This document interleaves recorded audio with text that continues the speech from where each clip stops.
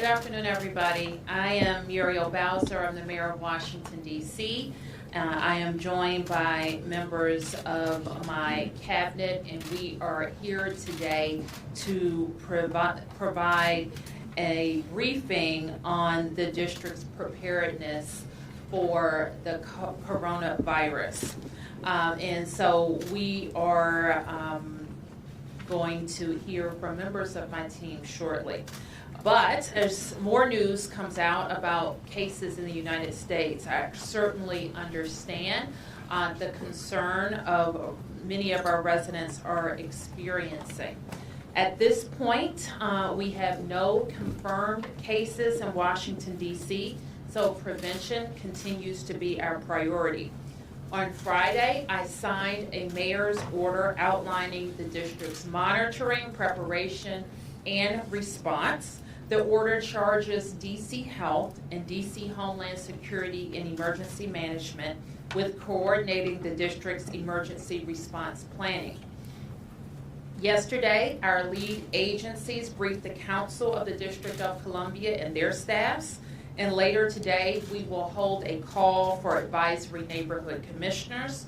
Just yesterday, I directed $500,000 from the district's contingency cash reserve fund to order personal protective equipment and other necessary supplies for our first responders and frontline staff. This morning, we placed another order for necessary equipment. In just a moment, Dr. LaQuandra Nesbitt will give you a review of the symptoms residents should watch out for and steps we can all take to prevent the spread of germs. We'll then hear from Dr. Rodriguez, who will also share our planning efforts, followed by Dr. Jennifer Smith, who will discuss the district's capacity for testing at our public health lab. At this point, we continue to tell people to use common sense, and it's worth saying again, stay home if you are sick. Wash your hands often and thoroughly. If you have reason to believe that you have been exposed to the coronavirus, call ahead to your healthcare provider and get checked out. No one should panic. We do not want everybody, but we do want everybody to follow the tips to prevent the spread of germs. It is also worth noting that the coronavirus does not recognize race, nationality, or ethnicity. While the virus started in China, that's just geography. It does not mean that anyone with Chinese ancestry is more vulnerable to or likely to have the illness. Again, right now we're working to prevent the spread of germs. So with that, I want to ask Dr. Nesbitt to give an update from the perspective of our lead agency, the D.C. Department of Health. Thank you, Mayor Bowser, and thank you for providing this opportunity for us to give an update of the activities that are going on here in the district as it relates to our response to coronavirus that causes the disease COVID-19. In the District of Columbia, we have been preparing for this response and working with the other district agencies and our partners in the healthcare sector and the healthcare industry and providing healthcare providers throughout the District of Columbia information for the past several weeks to months. The symptoms of COVID-19 include mild to severe respiratory illnesses with fever, cough, and shortness of breath being possible to occur. Over 80% of people who will be impacted by COVID-19 will have the symptoms that are very similar to the common cold or the flu. About 15 to 20% of individuals may have a more severe form of disease that could possibly require hospitalization. I do want to reiterate Mayor Bowser's previous statement that there are currently no confirmed cases in the District of Columbia, and the risks to residents in the District of Columbia for COVID-19 remains low at this time. We do want to encourage our residents to seek health care if they believe that they have been exposed to COVID-19 because of their travel history, or if they believe that they have signs and symptoms. It is critically important to make sure that you call ahead before going to a healthcare provider, as that is one of the key ways that we will have the possibility of containing the spread of the virus and the cause of disease in other individuals. We do know that our best prevention strategies, as there is no treatment for COVID-19 and there is no vaccine available is to practice great community and hand hygiene. Those things include staying home if you are sick, washing your hands for at least 20 seconds, covering your cough with your elbow or tucking into your shoulder, making sure if you use something like a Kleenex that you toss it into a trash receptacle right away, and being sure to clean high contact surfaces frequently. So those are some of the things that we can do to make sure that we prevent and reduce the spread, and in addition to some of the non-pharmaceutical practices that we are using to help reduce the spread with our public health partners and our health care partners. Chris? Thank you. Good afternoon. Thank you, Mayor. My name is Dr. Christopher Rodriguez, Director of the D.C. Homeland Security and Emergency Management Agency. And before I begin, I'd like to thank the Mayor and Dr. Nesbitt and her team at the D.C. Department of Health for their leadership and proactiveness as we have been dealing with COVID-19 now for the past couple months. I want to just reiterate that D.C. government has been tracking and preparing for COVID-19 since the start of this outbreak late last year in China. At the Mayor's direction, early this week, yesterday, HCMA elevated the status of the district's Emergency Operations Center to enhanced watch to monitor the development of COVID-19. Now what this means is that certain core functions of the district's EOC are now operating. The first is planning. Planning will ensure that we are thinking about key issues and supporting the work of the interagency working groups that the Mayor established late last week, and also supporting the incident commander for this event, which is the D.C. Department of Health. We've also activated our finance section to ensure that we are tracking any costs associated with the district's preparedness and response efforts for COVID-19. Finally, we have activated our public affairs section to ensure consistent and factual messaging to our residents and to the public.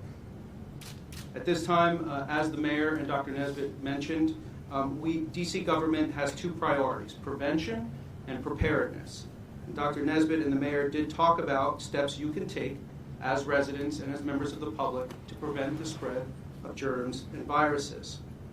They mentioned washing hands, making sure that if you use a tissue to throw it away, staying home when you're sick. These are absolutely critical steps that you can take to ensure, again, that we do not spread any germs or viruses. I want to reiterate something in the tone of what the Mayor and Dr. Nesbitt said. This is the time for facts and not fear. That's what we're here to do, is to present the facts about COVID-19 and the preparedness efforts that the district is taking. Above all, we want our residents to be informed, and we ask that you do your part to keep our communities safe. Thank you in advance for your vigilance, and I'll turn over to Dr. Jennifer Smith from the D.C. Department of Forensic Sciences.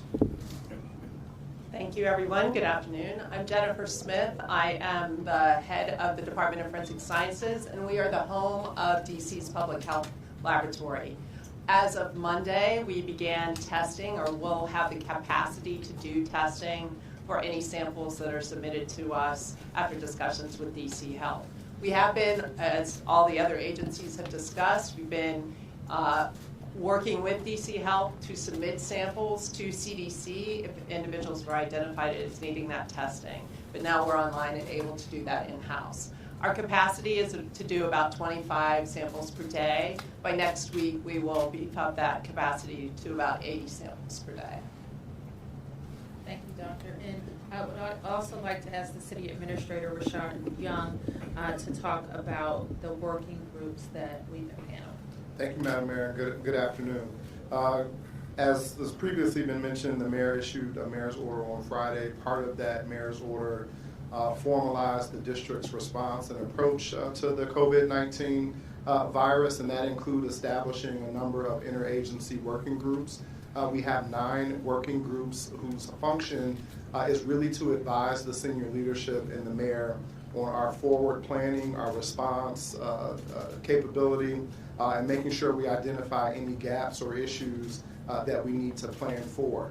Those working groups run the span of from the gamut of everything that we would need to focus on, with this virus, including looking at healthcare needs and supporting the medical community, finance and supplies and logistics, preparing for, if we in fact have to move to a quarantine situation, how those issues will work. We're looking at all of our public facilities like schools and rec facilities, libraries, to make sure that we have response plans that are adequate. Our special populations, including those that are in our shelter system, at the Department of Corrections, for example, our seniors in the district, in our long-term care facilities, in all of our regulatory, insurance, and workforce issues, technology issues, and communications.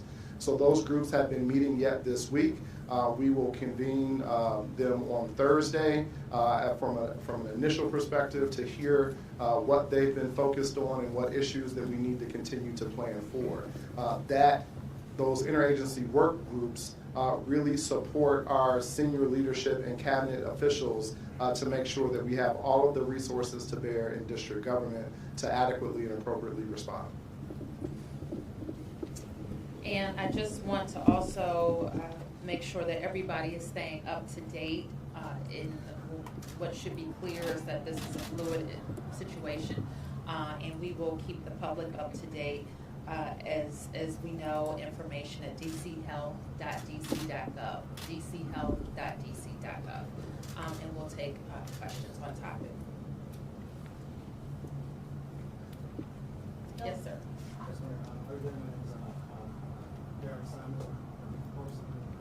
Welcome. Quick question, I want to know is DC government considering allowing employees to work from home, and what goes into the decision?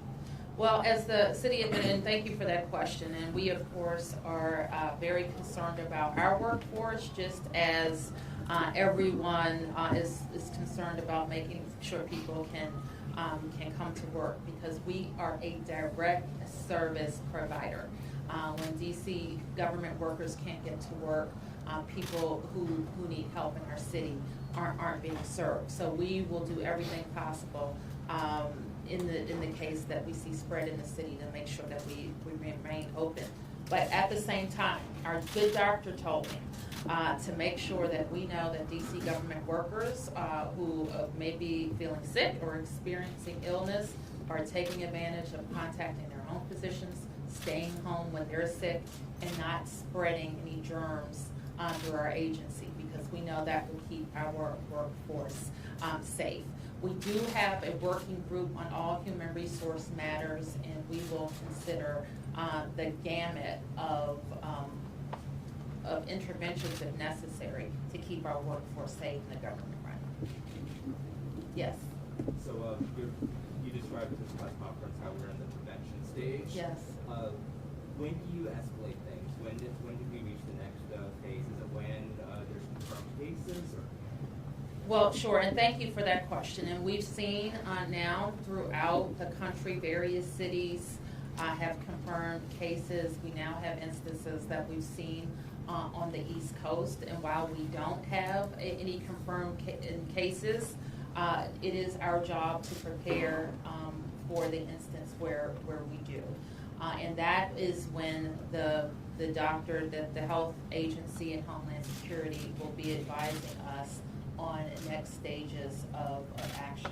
Dr. Nesbitt, you want to add to that? Yes. So our practice and what the district has is, and we have had for quite some time, and recently updated our pandemic response plan, which is an annex to the district's response plan. This city has a history of being able to plan for these types of responses. And that plan lays out for us how we move through different phases of a response such as this. What we look for is something that we in the public health community describe as sustained community transmission, which means that we have sustained transmission from person to person. That indicates to us when we need to start implementing different types of strategies. As I mentioned before, there is no vaccine available and no medications to treat, and so we rely primarily on what's called non-pharmaceutical interventions to help us control the spread. in the District of Columbia. And that could be things, as has been mentioned in one of the earlier discussions, is allowing telework, businesses implementing other practices that we would put into place. Yes. There's a stigma attached to this virus that, quote, certain people are carrying the virus. What is the district government doing to inform district residents in terms of how wrong this stigma is? One of the things that we've done is we've begun to speak very openly, as you have highlighted, about this being a matter to date around geography and that there is no ancestry related to this particular virus. We have begun to create materials that speak very clearly to stigma and how stigma can be harmful to our communities in this particular situation. We're going to be very directive about making those materials related to stigma more widely available, and every opportunity that we have, as the mayor has done in her statements, as I have done on many occasions, being very open about the discussion around stigma. And we ask that you all use this opportunity through many of your platforms to communicate that message around stigma as well. Yes. Hi, my name is Amanda Gomez. I'm the Washington City Paper. Can you tell us more about since people have been screened so far? Can you tell us more about why these folks were tested? Did it have to do with recent travel? Were they severely ill? And I'm just now wondering about costs. I know there are reports elsewhere that cost sharing for this has been significant, and so I'm wondering about that as well. Thank you. For the majority of our cases in the District of Columbia are what we refer to and we post on our website as the persons under investigation. There has been a history of travel associated with those individuals. We have criteria that we use and all the jurisdictions in the U.S. are using to help identify when a person goes into a healthcare facility, is meeting with their healthcare provider. They consult with the health department to determine if that individual should be tested. It's important to be mindful that at this time there is a number of things that could cause an individual to have respiratory symptoms such as cough, fever, shortness of breath. And so we look at what is the risk, so we do what's called a risk assessment, and what is the risk that this individual could have or have been exposed to coronavirus and could have COVID-19. Those guidelines or that clinical definition changes, and we expect that it will continue to change. And so in the initial individuals that we were changing, there was one set of criteria, testing, there was one set of criteria that we were looking for, and it very closely followed a travel history. On the 28th of February, that case definition changed and expanded to include individuals who were hospitalized with severe illness who did not necessarily have a known exposure. And a known exposure means close contact with someone who had a confirmed diagnosis of COVID-19 or a history of travel. And with that expansion of the definition, we began to likely test more individuals. To confirm, there's been 6 testing thus far, but because it's in-house now, we should expect more. That is not necessarily the case, Okay. because testing follows the case definition, not necessarily the availability of testing in more laboratories. Yes. We're heading into one of the peak tourist seasons here with visitors and convention season. You know, this kind of like swells with visitors. Any message to prospective tourists or visitors? Well, let me first ask Dr. Nesbitt to talk about the travel restrictions that we know about and the advice that we're giving around that we are posting related to that. But certainly, we like to welcome people to Washington, D.C. It's a big part of our economy. Our hotels, our restaurants, our night establishments all look forward to welcoming visitors. We continue in the roundtable discussion that I hosted last week We invited our Destination DC and Convention Center Authority to join us to talk about advice to give to tourists as well when they come. That if they encounter some health challenges, then what they should do if they are here. So at this point, I've been asked a few questions about our Cherry Blossom Festival, for example, which is one of the larger events that's going to kick off. We expect it to kick off. The Cherry Blossom Festival is primarily attended by people from this region. Over 90% of the attendees are local. We're going to come from local areas. We understand that there may be some sponsors who have reconsidered travel. And so I will stay in touch with the festival about what's happening there. But obviously, if people are restricted from traveling out of their countries or to the United States, it will have an impact on our tourist season. Can you say a little bit more about travel? So first I want to start with a reminder to, as this situation continues to evolve, a reminder to check dchealth.dc.gov/coronavirus often for the most up-to-date information. And we will provide additional updates related to travel notices and travel restrictions. Also should note that one of the regional airports was identified as one of the 11 airports where individuals who were returning from mainland China could use as a port of entry back to the United States. There is currently a travel restriction for individuals coming from mainland China and Iran. Those are the two countries where individuals coming into the United States will undergo a public health monitoring for 14 days. There are also travel notices additionally to parts of Italy, parts of South Korea, and as well as to Japan. Those travel notices are such that individuals from the United States should avoid travel to those countries and those regions of those countries unless it is essential. But individuals returning are not placed under public health monitoring for 14 days.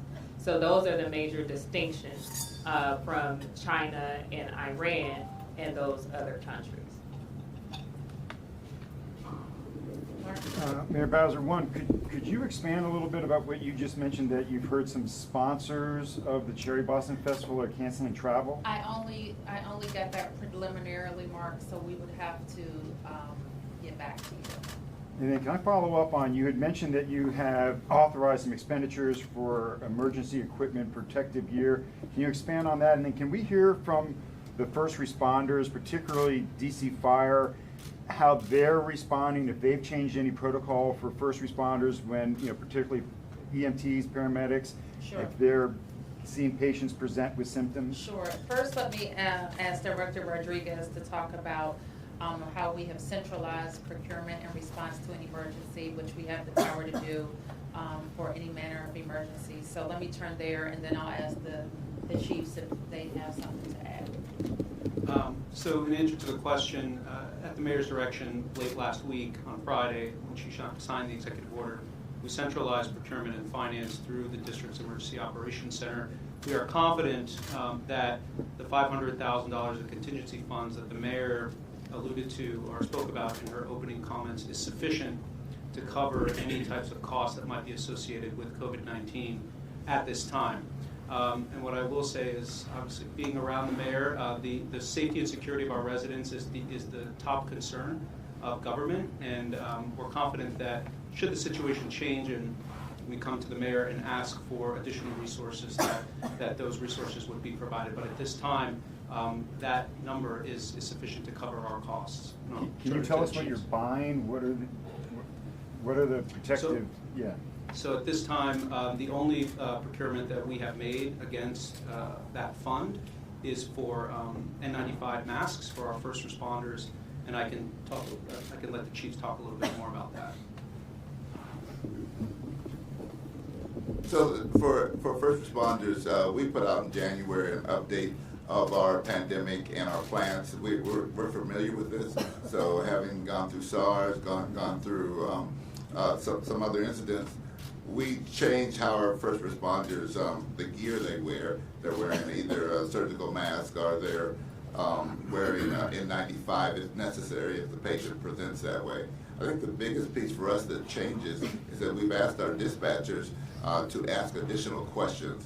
So really I would ask the public to be patient when they're asking additional questions, because that allows us to understand what type of patient we're responding to and put the right gear on when we get there.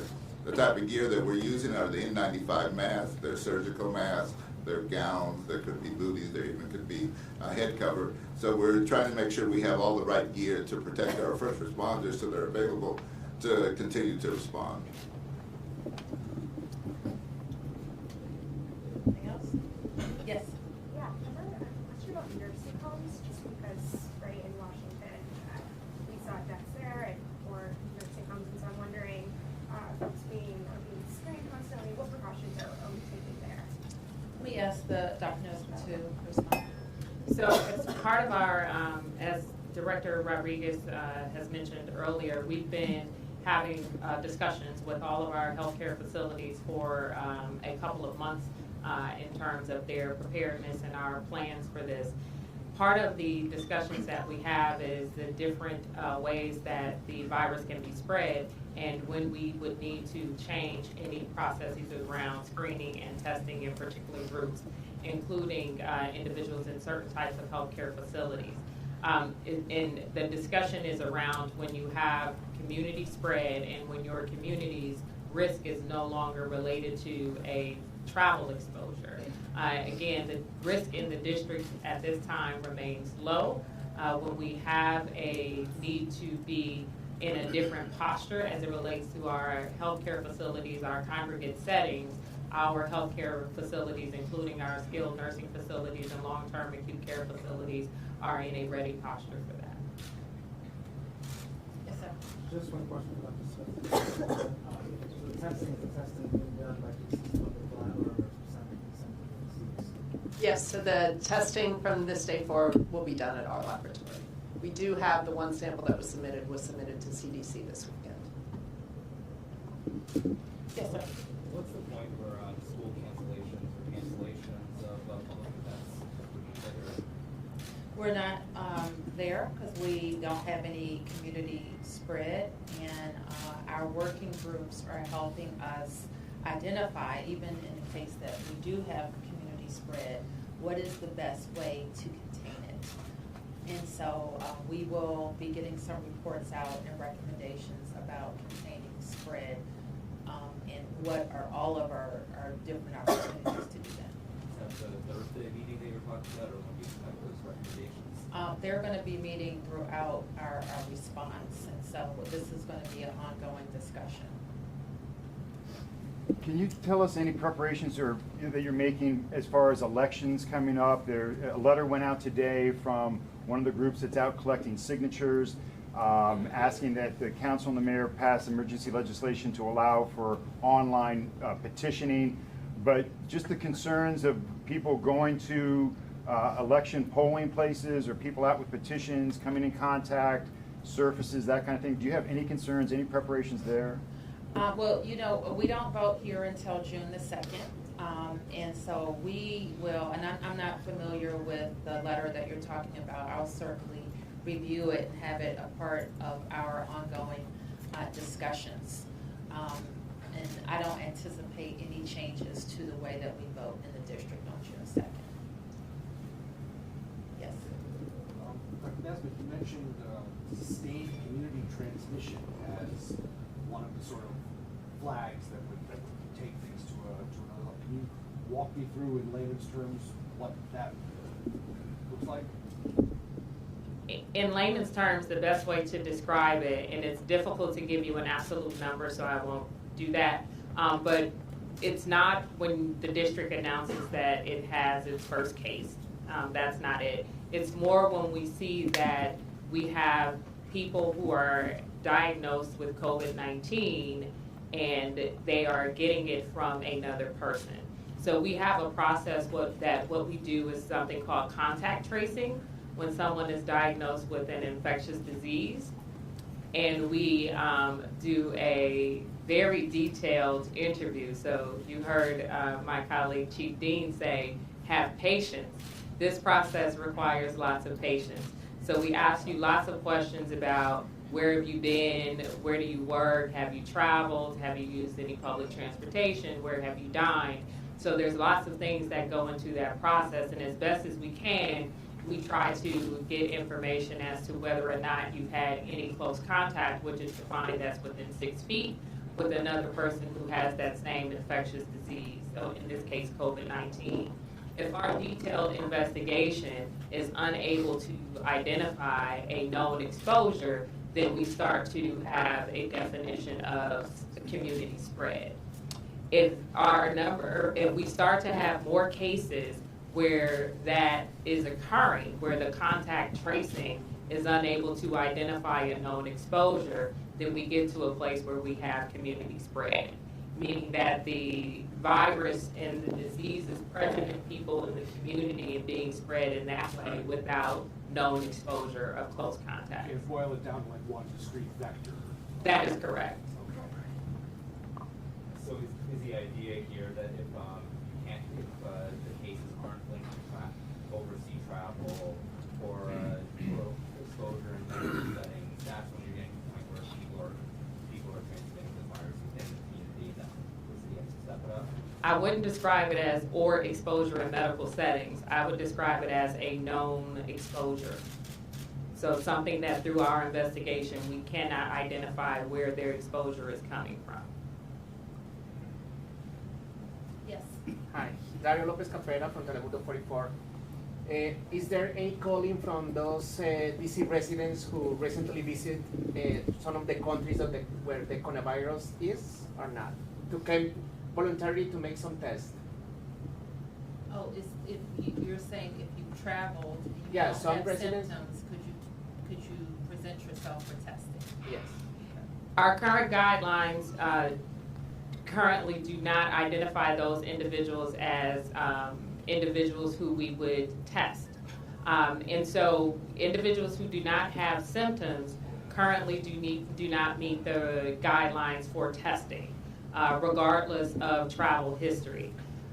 Individuals who have traveled to the 2 countries I mentioned before, China or Iran, we use non-pharmaceutical interventions to ask them to quarantine or social distance, depending on their risk, so that if they were to become sick, that they would not have risk of spreading to other individuals.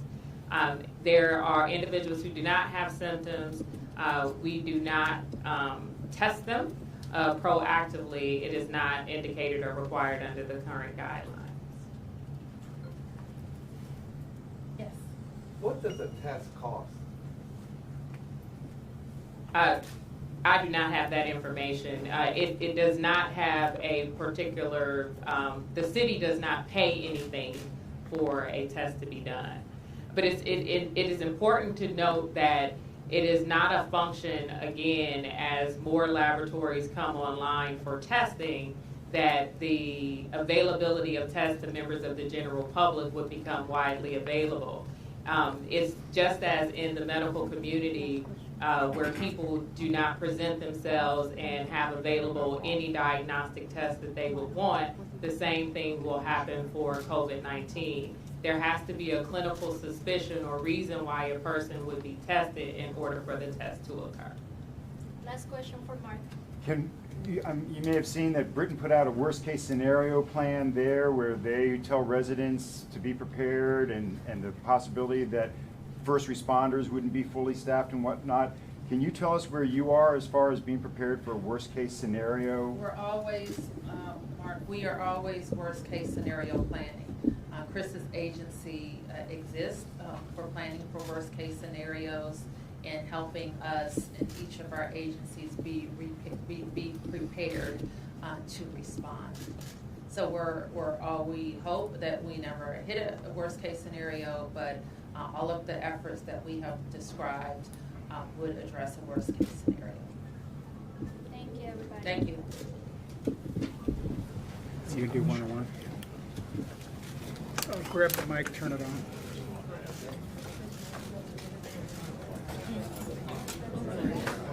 Turn it on. How do you turn this one on? Is it just the on button, or I gotta push it button? Just hold the on button.